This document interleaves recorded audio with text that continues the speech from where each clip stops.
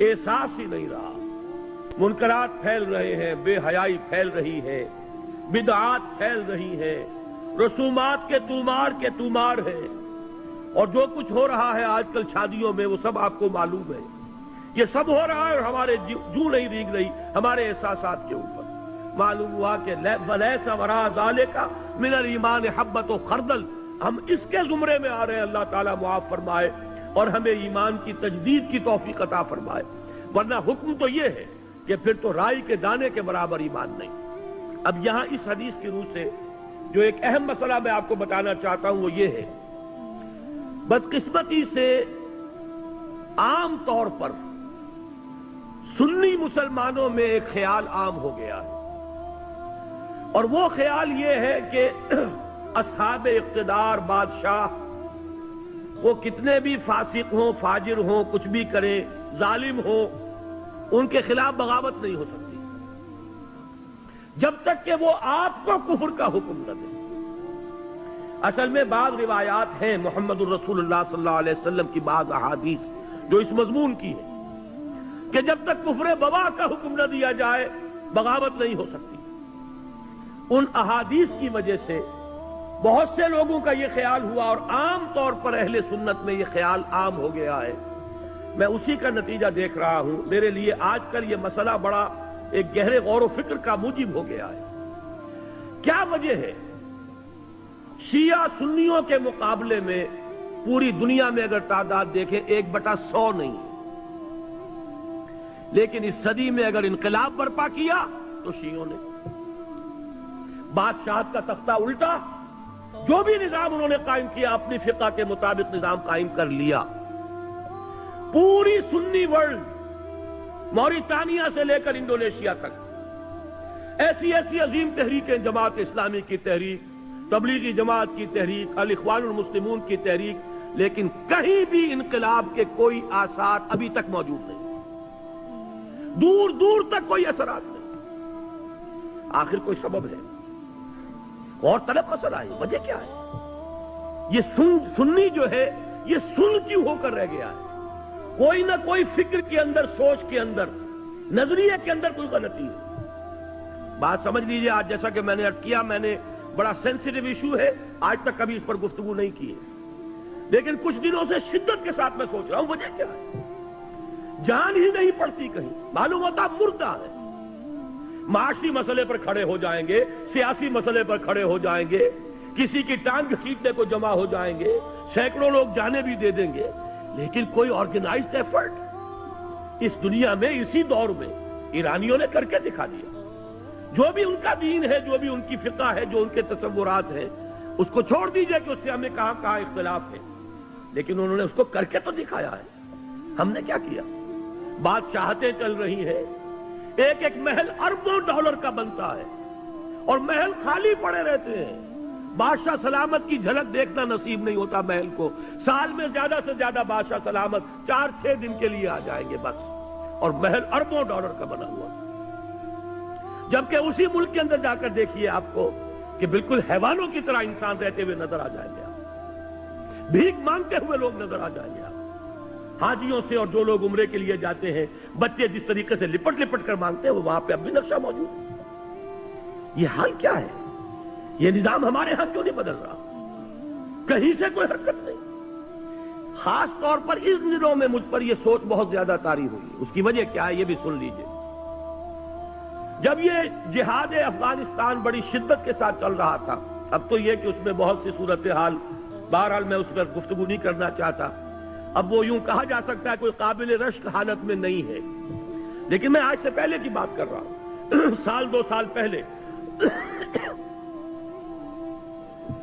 روسیوں کے وہاں سے جانے سے پہلے جو شکل تھی، اس وقت ایک بات متواتر سننے میں آ رہی تھی کہ جہاد افغانستان کا فال آؤٹ، یہ جو ترکستانی ریاستیں ہیں رشیا کی، USSR کی، یہ سمرقند اور بخارا، یہ ریاستیں، ان میں بڑے اثرات پھیل رہے ہیں اس کے.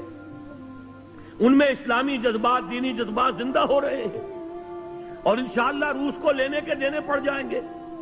اور افغانستان میں جو کچھ اس نے کیا ہے اس کے نتیجے میں ان تمام ریاستوں میں بغاوت ہو جائے گی. لیکن میں حیران ہوں، بغاوت ہوئی تو نمبر 1 یورپین کنٹریز میں ہوئی، ذرا گرفت کمزور پڑی ہے اگر رشیا کی، یورپ کے اندر ایک ملک، دوسرا ملک، تیسرا ملک، چوتھا ملک، انہوں نے بند توڑ دیے، کھڑے ہو گئے۔ پھر یہ کہ روس کی جو اپنی ریاستیں ہیں، بالٹک سٹیٹس کے اندر، لوتھیانا وغیرہ کے اندر بغاوت ہو گئی، جا کر گورباچوف نے معافیاں مانگی ہیں، خوشامدیں کی ہیں، خدا کے لیے ہم روسی دستور کے اندر سیسیشن کے لیے پروویژن پیدا کر دیتے ہیں، اس وقت جو ہے علیحدہ نہ ہو، آئندہ کے کسی مرحلے کے لیے باقاعدہ ہم دستوری راستہ کھول دیں گے، لیکن اس کا نہیں۔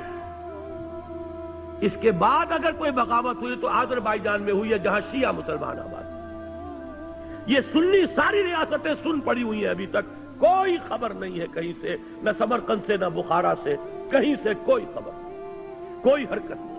اس کی وجہ یہی ہے، میں نے جہاں تک غور کیا، سنی اسلام میں کچھ علماء نے اس خیال کو عام کر دیا ہے کہ حاکموں کے خلاف بغاوت نہیں ہو سکتی،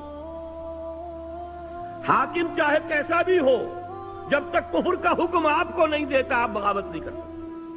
وہ اپنے محل میں شراب نوشی کرتا ہو، بدماشی کرتا ہو، کرتا رہے، لیکن بغاوت صرف اس وقت ہوگی جب آپ کو کفر کا حکم دے۔ اس خیال نے سنی کانسیپٹ جو ہے اس کے اندر ایک طرح کا پیسو انداز پیدا کر دیا ہے، وہ ایکٹیو انداز جو چیلنج کرنے والا انداز ہے وہ آج ہمیں پورے سنی ورلڈ میں کہیں نظر نہیں آ رہا۔ حالانکہ اب نوٹ کیجئے، یہ حدیث بھی تو موجود ہے، من جاہدہم بیدہ فہو مومن، لیکن یہ کہ ہوتا کیا ہے احادیث کے ضمن میں، جیسے قرآن مجید میں ایک آیت آپ لے لیں، دوسری آیتیں چھوڑ دیں تو آپ کا راستہ جو ہے ٹیڑھا ہو جائے گا۔ ہر شخص کو دیکھنا ہے اس مضمون میں کون کون سی آیتیں آئی ہیں، کہاں کہاں آئی ہیں، ورنہ تو یہ لا تقربوا الصلاۃ وانتم سکارا، انتم سکارا چھوڑ دیجئے تو نماز کے قریب نہ جائیے۔ حدیث میں جہاں وہ حدیث موجود ہے کہ جب تک وہ کفر کا حکم نہ دے بغاوت نہیں کر سکتے، وہاں یہ حدیثیں بھی تو موجود ہیں کہ جب وہ لوگ ہوں برسر کار کہ جو یفعلون ما لا یؤمرون ویقولون ما لا یفعلون فمن جاہدہم بیدہ فہو مومن، یہ جہاد بالید کس شے کا نام ہے؟ اگر بغاوت نہیں ہو سکتی، اگر ان کے اختیار کو چیلنج نہیں کیا جا سکتا تو یہ الفاظ حضور نے کیوں استعمال کیے؟ من جاہدہم بیدہ فہو مومن ومن جاہدہم بلسانہ فہو مومن ومن جاہدہم بقلبہ فہو مومن ولیس وراء ذلک من الایمان حبۃ خردل۔ اپنی اس گفتگو کو میں ختم کرنا چاہتا ہوں امام ابو حنیفہ کا مسلک بیان کر کے۔ امام ابو حنیفہ کا مسلک یہ ہے، یہ اصل میں ہمارے ہاں عام طور پر اہل حدیث علماء نے اس فکر کو عام کر دیا ہے۔ امام صاحب کا موقف یہ ہے کہ فاسق و فاجر حکمرانوں کے خلاف بغاوت ہو سکتی ہے، پہلے سمجھانے کی کوشش کیجئے، امر بالمعروف و نہی عن المنکر زبانی طور پر کیجئے، فَإِن لَمْ يَأْتَمِرْ، اگر اس کا اثر نہ ہو فَبِالسَّيْفِ، تو پھر تلوار کے ذریعے سے انہیں سیدھا کیجئے۔ یہ موقف ہے امام ابو حنیفہ رحمۃ اللہ علیہ کا۔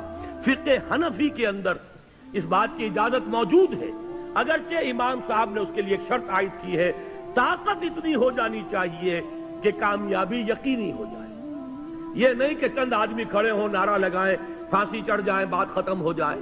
پہلے طاقت پیدا کیجیے، دعوت کے ذریعے، تنظیم کے ذریعے، تربیت کے ذریعے آپ ایسی طاقت فراہم کر لیں، پھر یہ ہے کہ بغاوت کی بھی اجازت موجود ہے، بغاوت حرام نہیں ہے ہمارے دین میں۔